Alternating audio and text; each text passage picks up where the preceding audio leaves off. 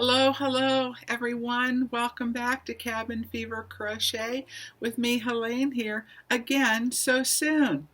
I'm really excited. I say that a lot, but I always am with just about anything yarn related. But today is a shout out with a quick story that relates to that. I've been wanting to try my hand at knitting again, been thinking on it for a little while. And knitting is how I actually started out.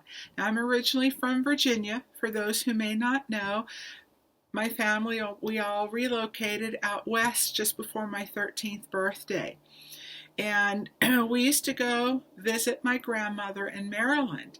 And in front of her home, she had this really long screened-in front porch.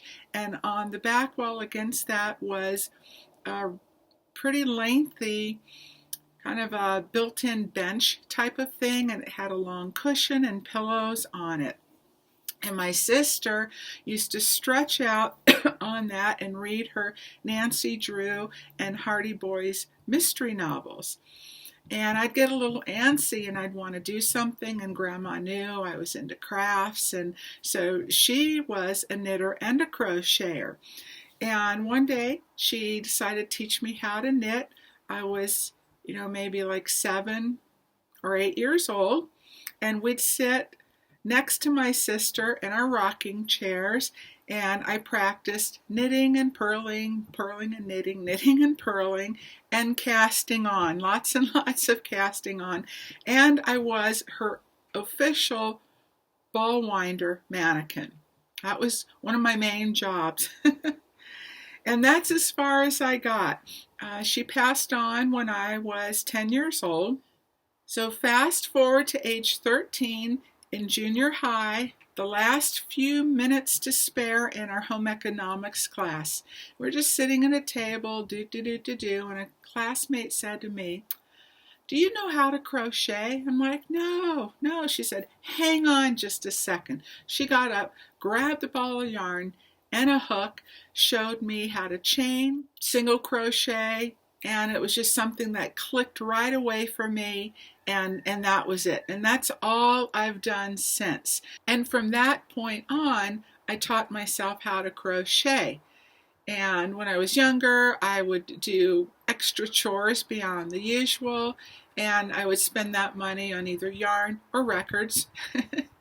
And learning how to crochet and how to read patterns, which would be like maybe a magazine or whatever info was on the ball band. And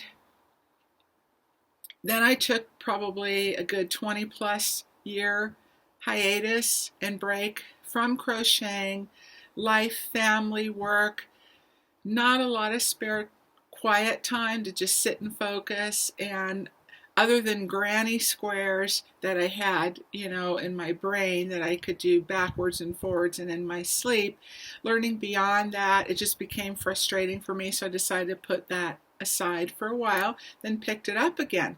And in the last probably 6 years, with the help of YouTube, I have learned so much more than I knew before that, and then got into designing my own. Now again, fast forward to more recent times.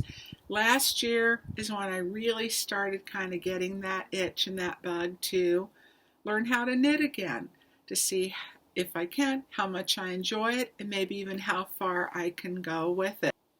Now, I am the type of person that likes to learn different stitches and incorporate different ones into most projects.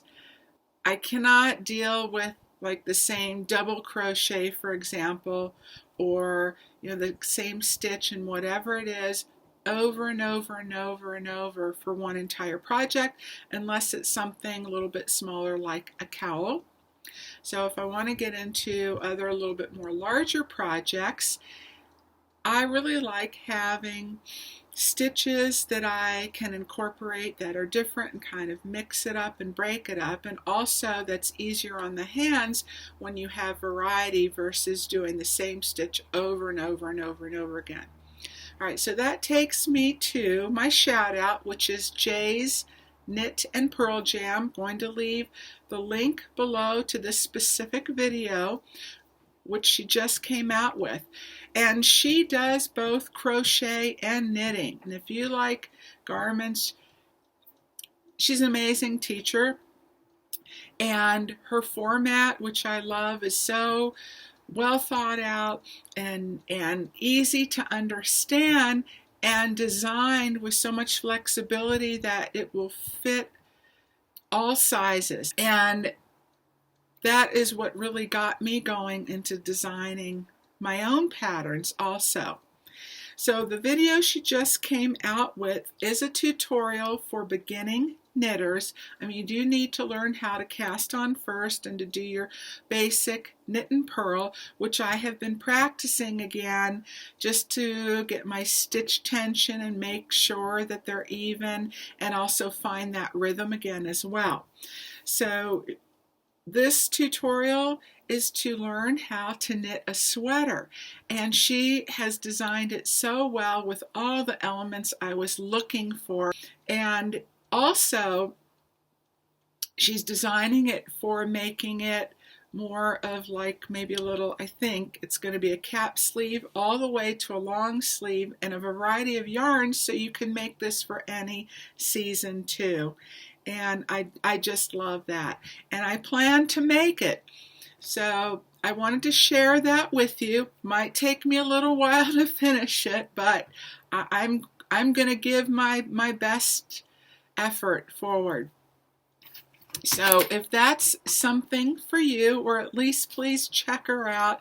She's just such a lovely person. She's great personality, fun, funny, and very real. So if that's something you think you might enjoy for a beginning knitter, you will need a shopping list. So get your pen and your paper ready to grab your supplies. All right.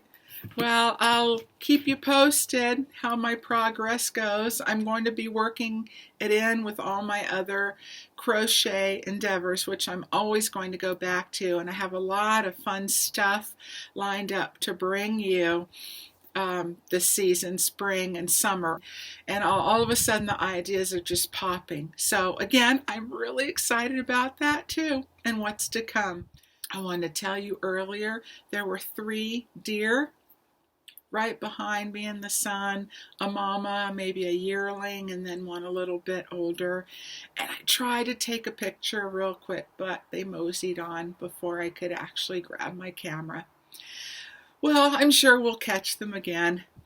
Okay, well, take care, and as always, I will see you soon. Cheers!